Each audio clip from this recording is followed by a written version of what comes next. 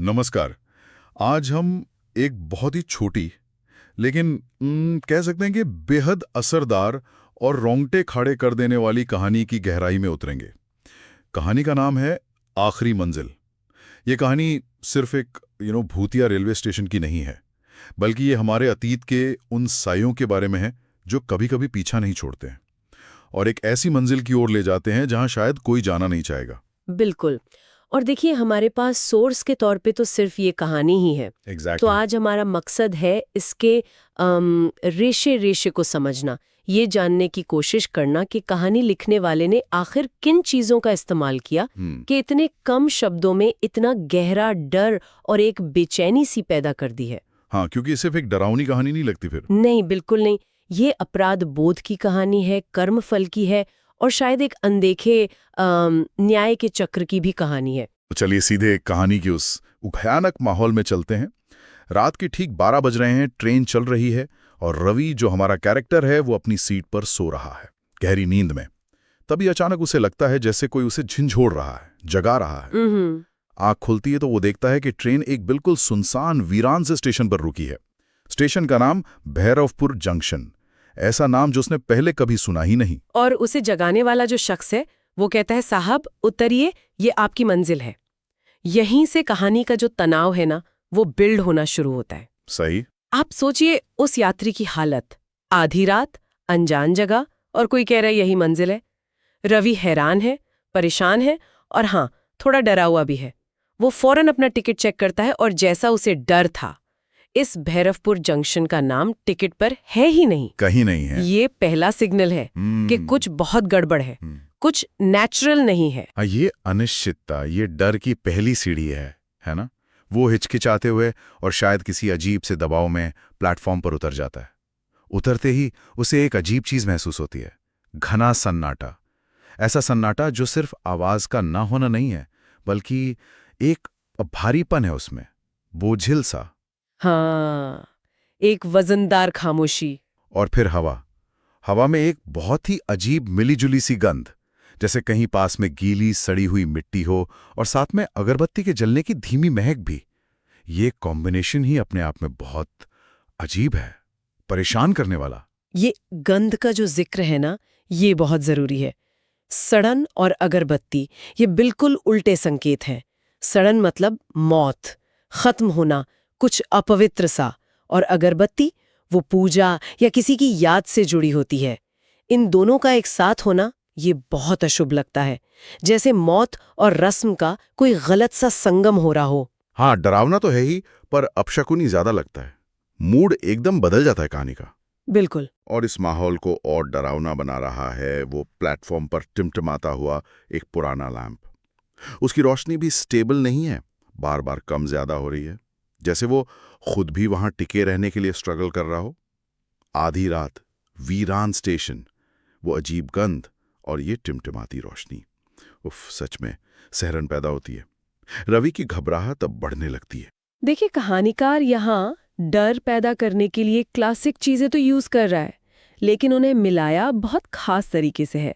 आधी रात, सुनसान जगह, ये तो ठीक है, लेकिन ये गंध और टिमटिमाती रोशनी, ये सिर्फ माहौल नहीं बना रहे हैं, ये पढ़ने वाले की इंद्रियों पर, सेंसेस पर असर डाल रहे हैं, उसे अनकंफर्टेबल कर रहे हैं।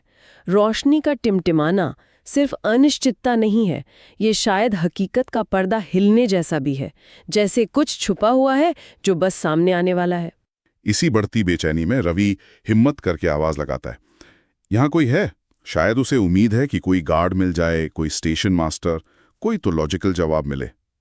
लेकिन जवाब में सिर्फ सन्नाटा और गहरा हो जाता है। और फिर अचानक उसे अपने पीछे से एक धीमी, लगभग फुसफुसाहट जैसी हंसी सुनाई देती है। ये कोई खिलखिलाहट नहीं है, बल्कि ऐसी हंसी है जो मजाक उड़ाती हुई लगती है, या शायद किसी गहरे दर्द से निकली हो। समझना मुश्किल है, लेकिन रोंगटे खड़े कर देती है। जवाब की जगह हंसी मिलना, ये हमेशा ज्यादा परेशान करता है। ये आपकी उम्मीद को तोड़ देता है। ये दिखाता है कि जो भी वहां है वो नॉर्मल नहीं है। ये हंसी एक तरह से रवि की हालत पर, उसकी बेबसी पर एक कमेंट्री जैसी है। ऐसा लगता है जैसे कोई उसे देख रहा है, उसके डर को महसूस कर रहा है और शायद एंजॉय कर रहा है। डर और जिज्ञासा दोनों साथ में। रवि तेजी से पलटता है और देखता है प्लेटफॉर्म पर थोड़ी दूरी पर एक औरत खड़ी है, सफेद साड़ी पहने हुए, बाल खुले हैं, कंधों पर बिखरे हुए, और उसके चेहरे पर एक हल्की सी रहस्यमयी मुस्कान है। वो मुस्कान स्वागत वाली नहीं लगती, उसमें कुछ और ही छुपा है। सफेद साड़ी, खुले बाल, ये इमेज इंडियन फोकलोर और हॉरर में बहुत पावरफुल है। ये अक्सर किसी अतृप्त आत्मा, किसी दुखद अंत या बदले की भावना से जुड़ी होती है। कहानीकार इस कल्चरल सिंबल का इस्तेमाल बहुत स्मार्टली करता है। इसे देखते ही पढ़ने वाले के सबकॉन्शियस माइंड में खतरे की घंटी बजने लगती है, भले ही उस औरत ने अभी तक कुछ किया न हो। हाँ, ये छवि अपने आप में कहानी कहती है, दुख की, अन्याय की, शायद। बिल्कुल। ये मुस्कान वाकई बहुत अजीब है। क्या है ये सवाल मन में आता ही है कि वो औरत बहुत धीरे से, लगभग कांपती हुई आवाज में रवि का नाम लेती है। तुम देर से आए रवि। और बस यहीं पर कहानी पूरी तरह घूम जाती है। ये अब सिर्फ एक अनजान भूत से मुलाकात नहीं रही। औरत का रवि को नाम से जानना, ये इसे भयानक रूप से पर्सनल बना देता है। मतलब रवि का वहां होना, उस वक्त होना, ये कोई इत्तेफाक नहीं है। उसका उस जगह से, उस औरत से और शायद उस रात से कोई गहरा नाता है। डर अब सिर्फ माहौल का नहीं रहा, वो सीधे रवि के अतीत से जुड़ गया है। रवि तो सन्न रह गया होगा। उसकी घबराहट अब सीधे डर में बदल चुकी है। वो हकलाते हुए पूछता है, आप मुझे कैसे जानती हैं? उसे कुछ समझ नहीं आ रहा। उसके सवाल का जवाब शब्दों से ज्यादा भयानक है। वो औरत अपना हाथ उठाती है और रवि की नजर उसकी कलाई पर पड़ती है। उसकी कलाई से ताज़ा खून टपक रहा है, बूंद बूंद करके उस सुनसान प्लेटफॉर्म पर गिर रहा है। ये नज़ारा ही अपने आप में हिला देने वाला है। बाप रे। और फिर वो औरत कहती है, उसकी आवाज़ में अब शायद दर्द भी है और इल्ज़ाम भी, क्योंकि तुमने ही मुझे छोड़ा था उसी रात, इसी स्टेशन पर। ओह, ये तो सीधा इल्जाम है। खून टपकती कलाई और ये शब्द, तुमने ही मुझे छोड़ा था, ये मिलके एक बहुत ही भयानक तस्वीर बनाते हैं। बिल्कुल। खून टपकती कलाई सिर्फ हिंसा नहीं दिखा रही, ये एक ऐसा जख्म है जो भरा नहीं है, एक पीड़ा है जो लगातार जारी है। ये दिखाता है कि जो भी हुआ था उसका असर आज भी ताज़ा है। औरत का इल्जाम, तुमने ही मुझे छोड़ा था, ये सीधे रवि को जिम्मेदार ठहराता है। अब कहानी सिर्फ भूत प्रेत की नहीं रही, ये अतीत के किसी गंभीर गुनाह की, किसी लापरवाही की या शायद धोखे की कहानी बन गई है। रहस्य और डर अब अपराध बोध के साथ मिल गए हैं। हाँ, ये औरत सिर्फ एक भूत नहीं है, ये रवि के अतीत का, उसके गुनाह का जीता जागता या कहें कि मरता जीता सबूत है। इन शब्दों को सुनते ही रवि का चेहरा बिल्कुल सफेद पड़ जाता होगा, डर और गिल्ट से। उसे अचानक सब याद आने लगता है, जैसे कोई भूली हुई फिल्म दिमाग में चल पड़ी हो। 5 साल पहले की वो रात, यही स्टेशन, और हाँ, उसने किसी को यहीं छोड़ा था, किसी को एक भयानक हादसे में अकेले मरने दिया था। शायद मदद नहीं की या डर कर भाग गया। कहानी पूरी डिटेल नहीं देती, लेकिन ये साफ है कि रवि के मन में गहरा अपराध बोध था जो दबा हुआ था। और वही अपराध बोध अब एक भयानक हकीकत बनकर उसके सामने आ गया है। ये कहानी का वो पॉइंट है जहां सुपरनैचुरल डर, यानी भूत का डर, और साइकोलॉजिकल डर, यानी अपराध बोध, पूरी तरह से मिल जाते हैं। रवि का अतीत सिर्फ याद बनकर नहीं लौटा, वो एक शरीर लेकर खून बहाते हुए उससे जवाब मांगने आया है। ये दिखाता है कि गिल्ट कितना पावरफुल हो सकता है, कैसे वो हमें अंदर ही अंदर खाता है और अंत में किसी न किसी रूप में हमारा सामना करने आ ही जाता है। रवि तो पूरी तरह टूट चुका होगा। उसकी पहली रिएक्शन क्या होगी? भागना। वो घबराकर पीछे हटने की कोशिश करता है, उस औरत से दूर, इस भयानक सच से दूर भागना चाहता है। लेकिन तभी उसे एक और अजीब और डरावनी चीज महसूस होती है। प्लेटफॉर्म जैसे खत्म ही नहीं हो रहा है। वो जितना पीछे हटता है, प्लेटफॉर्म उतना ही लंबा होता जाता है। वो एक कभी ना खत्म होने वाले रास्ते पर फंस गया है, जैसे किसी बुरे सपने में होता है। ये प्लेटफॉर्म का अंतहीन होना, ये एक बहुत पावरफुल मेटाफर है। ये सिर्फ डराने के लिए नहीं है, ये रवि की सिचुएशन का बिल्कुल सही चित्रण है। ये दिखाता है कि वो अपने अतीत से, अपने कर्मों के फल से भाग नहीं सकता। ये भागने की कोशिश की बेगारगी को दिखाता है, नियति के सामने उसकी लाचारी।